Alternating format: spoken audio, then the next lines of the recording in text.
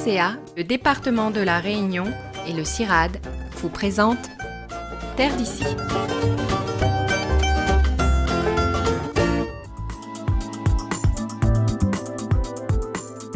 Après plusieurs mielées décevantes, dues essentiellement aux conditions climatiques défavorables, les apiculteurs de la Copémiel retrouvent enfin le sourire. Cette année, les abeilles ont bien travaillé, ce qui a permis de reconstituer le stock de miel de la coopérative. Au fond à droite, c'est des restes de litchi de l'année dernière. Et les deux fûts, c'est le reste de la production de forêt. Voilà. Donc là, on a récolté pour cette année 30 tonnes de miel de bérose.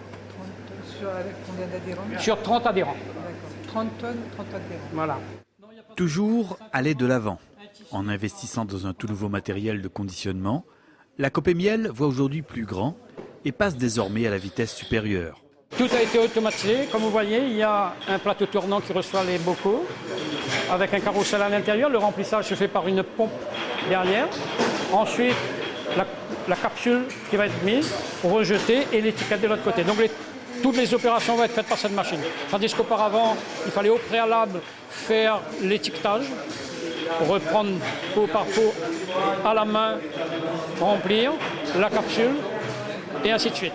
Une amélioration importante des conditions de travail que Pablo Lallemand, le technicien de la coopérative, est l'un des premiers à apprécier. Le travail est fait sans trop de manipulation. Et bon, ce qui rend le travail un peu plus agréable déjà. Bon, il y a toujours une petite vérification, des petites modifications à faire sur la machine. Mais sinon, tout se passe pour le mieux. Voilà, ça roule. Parmi les invités ce jour-là, le doyen des apiculteurs de la Copémiel, M. Léo Caddy. Admiratif devant les capacités de cette nouvelle machine, le nonagénaire n'a cependant qu'un seul regret. Quand il voit la machine aujourd'hui, quoi il pense? Quand je vois la machine, je pense que ça aurait dû être depuis avant, parce que le moment...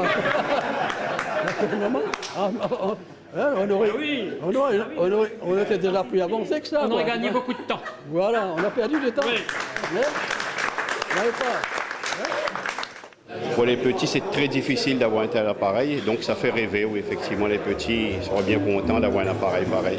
Avec 30-40 tonnes de miel conditionné, c'est le top.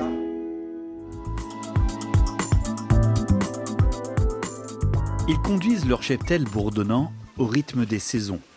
Au cœur de cette forêt des Hauts-de-Saint-Louis, Jean-Claude, Didier et Lilian viennent s'occuper de leur rucher.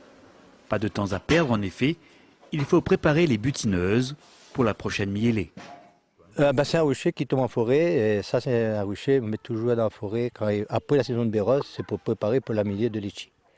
Ouais, et c'est dit là, dans cette forêt-là, cette saison ici, il y a le goya marron, il y a le thym roulé en fleurs, et ça renforce sa colonie pour la prochaine mielée de mois d'août pour litchi.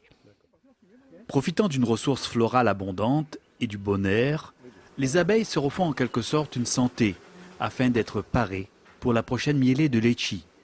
Jean-Claude et ses amis s'assurent ainsi méthodiquement de la bonne vitalité des colonies.